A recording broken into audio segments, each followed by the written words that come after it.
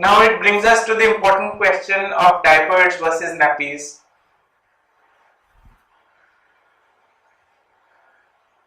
Finally, we have come to an age where diapers kind of seem to be very inevitable, and even as medical professionals we accept that. But at the same time, in the first month we still would suggest that we avoid diapers as far as possible.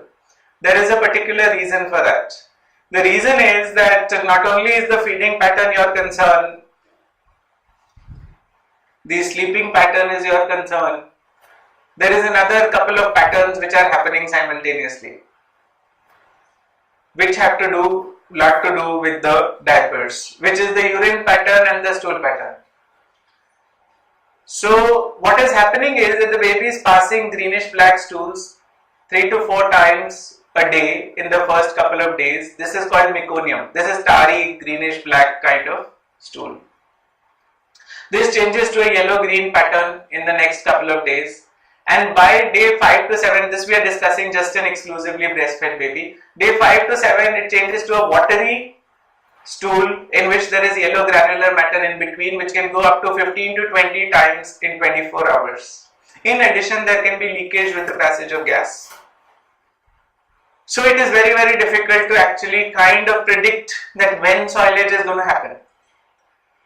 So diaper use by itself becomes a very difficult thing to exercise, particularly because the purpose itself of the diaper is defeated by the fact that you might have to change every half an hour or 15 minutes or an hour. Now this particular thing is something which evolves into semi-loose kind of stools 6 to 8 times in 24 hours by around the end of 1 month to 6 weeks. So that is the stage where it is slightly more predictable, and that is the stage where we say that okay, if you are like comfortable with it, then diapers may be used.